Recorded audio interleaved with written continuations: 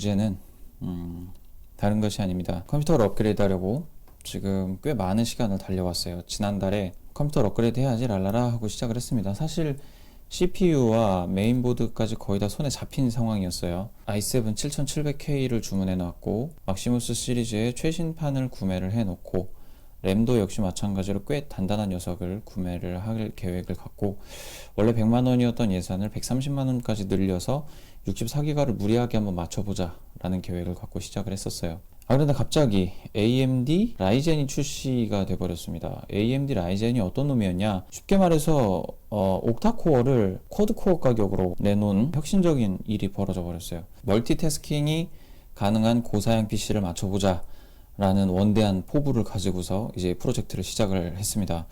그래서 이제 오늘 산 제품은 뭐냐, 바로 이겁니다.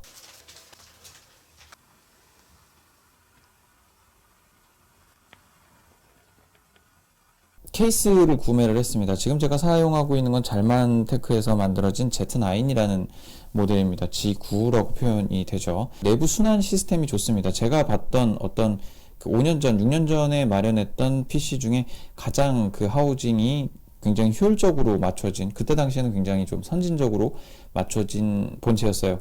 그 이전까지만 해도 본체라고 했던 건 뭐냐면 내부에 먼지가 6개월마다 아주 그득하게 쌓입니다. 만약에 청소를 2년 이상 안 했다 그러면은 PC에서 불이 날 지경까지 가게 되는 그런 상황에 처할 정도로 먼지가 굉장히 많이 쌓이는 구조였어요. 근데 Z9 같은 경우에는 환기 시스템이 굉장히 좋았습니다. 전면부부터 시작해서 후면부로 이어지는 팬의 그 작용하는 시스템은 내부에 있는 먼지를 굉장히 잘 빨아서 밖으로 내보내주는 역할을 했었던 거예요.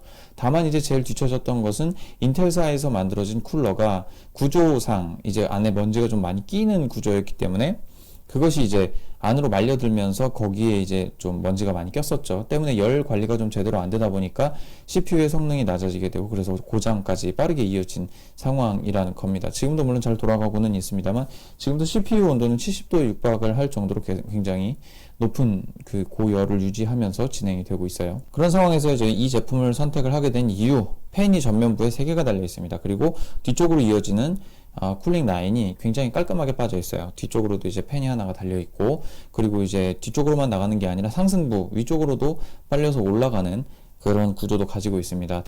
그리고 거의 이제 먼지 먹는 하마의 기관이었죠. 이유는 모르겠지만 그 파워 서플라이에서 먼지가 쌓이는 게 굉장히 심해요. 그러다 보니까 이게 아무래도 그 내부 순환 시스템에서 격리되어 있지 않기 때문에 내부에서 이제 공기가 돌다가 그 자기력이나 어떤 전자기력이 많이 발생하는 파워 서플라이 쪽으로 먼지가 집진되는 게 아니야 라는 생각이 드는 거죠. 그러다 보니까 원천적으로 이 과정을 차단을 해줘야 파워 서플라이 먼지가 쌓이는 것을 방지해 줄 수 있다는 겁니다. 그래서 맥프로, 은색 그 본체였던 맥프로에서는 그 구획이 정확히 나눠져 있었어요. 모듈식으로 되어 있어서 내부 구조가 이렇게 딱딱 칸막이처럼 나눠져 있던 걸로 기억을 해요. 그래서 그 파워 서플라이 부분도 마찬가지로 하단에 독립된 룸이 있어서 그곳에 이제 배치되어 있었던 걸로 기억을 하거든요.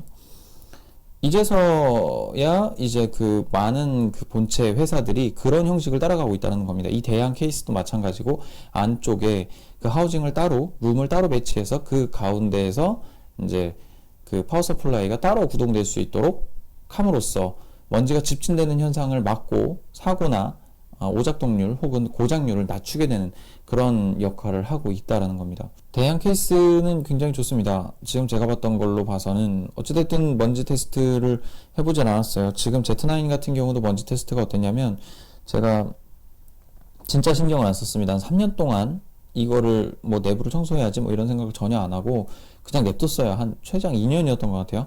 2년 정도 놔두니까 그제서야 이제 먼지 뭉치가 조금씩 돌아다니고 얇게 그 기판에 먼지가 뽀얗게 쌓이는 정도로 그렇게 되더라고요. 보통 이제 그래픽카드가 거꾸로 박혀 있으니까 그 그래픽카드 윗면에 먼지가 이렇게 좀 뽀얗게 쌓이는 그 정도가 됐었습니다. Z9도 굉장히 그 먼지 배기하는 시스템이 나쁘지 않았어요. 굉장히 좋았던 편에 속하는 본체였기 때문에 이걸 이대로 고수하자라고 생각을 했었지만 그래도 이제 뭐 지난번 램 방열판을 구매를 하면서 생각이 좀 바뀌게 됐습니다. 지금 제 본체는 전체적으로 블루톤이에요. 블루톤이었고 그 블루톤에 제 빨간색 그 램 가드가 뭐 그렇게 의미가 있겠느냐라는 점과 전면 아크릴 본체를 찾던 중에 가격 대비 모든 어떤 좀 퍼포먼스나 사양들, 퍼포먼스라고 말이 좀 웃기네요. 어떤 그런 조건들이 가장 좀 적당히 잘 맞는 것이 바로 이 대양 케이스였다라는 생각이 딱 든 겁니다. 문제는 뭐냐면 지금까지 계속 기다리고 있는 메인보드라는 거죠. 그 메인보드만 빨리 좀 와준다면 빨리 요거를 맞추고 조립하는 것에 대한 생방송을 할 수 있을 텐데 나쁘지 않은 선택이라고 생각을 합니다. 나쁘지 않은 선택이라고 생각을 하고 기다림에 있어서 의미가 없진 않죠. 뭐 기계를 솔직히 한 번에 다 싹 구매를 해버려서 이 제품은 이게 더 좋았는데 저 제품은 저게 더 좋았는데 라는 그런 부분에서 조금 더 깊이 생각을 해볼 수 있고 후회를 좀 덜 하는 선택을 하게 되는 상황이 좀 생기고 있는 중이라 뭐 나쁘지는 않은 것 같습니다. 그리고 많은 분들한테 좀 조언을 들을 수 있어요. 만약에 제가 한 번에 장바구니에다가 쭉 넣어놓고 한 번에 구매를 눌러서 한 번에 조립을 해버렸다. 그러면 그거에 대한 제반적인 지식을 얻거나 그 집단지성인 여러분들의 어떤 조언을 얻기가 좀 어려웠을 텐데 사실상 굉장히 많은 공부가 됐고 많은 경험이 됐습니다. 그래서 뭐 어떻게 보면 전화위복이라고 생각을 합니다. 좀 더 공부를 해가면서 차분히 기다리면서 아마 제 예상에는 3월 말쯤에 그 부품이 집에 당도하지 않을까라는 생각을 합니다. 공지를 하나를 드리자면 제가 3월 말주에 출장을 가게 됩니다. 사실 제가 그냥 뭐 전문 유튜버가 아니고 직장을 다니면서 하고 있는 취미로 유튜브를 하는 사람이기 때문에 취미로 유튜브를 하는 사람이기 때문에 직장 스케줄에 매일 수밖에 없어요. 그래서 안타깝게도 3월 마지막 주 수요일은 불가항력적으로 업로드가 이루어지지 않게 됐습니다. 그래서 조금 죄송한 말씀을 드리고 그때도 아마 가능하면 컨텐츠 2개를 동시에 만들어서 수요일 날 개봉될 수 있게 뭐 미리 이제 예약 업로드 뭐 이런 게 있으면 예약 공개로 돌리는 게 있으면 그렇게 좀 해보고요. 네, 그때를 한번 기억해 보도록 하겠습니다.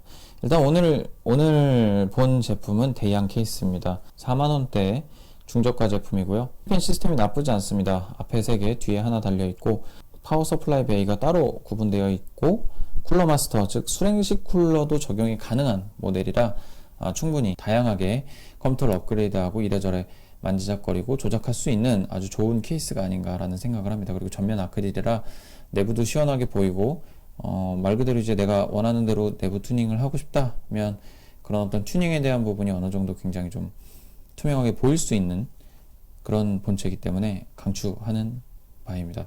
한 가지 좀 바람이 있다면 다음 주 목요일이나 금요일쯤 그 크로스헤어가 당도를 해서 뭐 토요일 날쯤에는 생방송으로 그 조립 방송을 진행할 수 있었으면 좋겠습니다. 좀 소소한 바람이고요. 그 바람이 꼭 이루어지기를 바람하지 않습니다. 일단 뭐 입고만 되면 뭐 하루 이틀 이내에 배송이 될 테니까요. 어쨌든 여기까지 방송 시청해 주셔서 감사하고요. 취미로 유튜버 하는 유튜버 정범이었습니다. 여기까지 감사합니다. 안녕.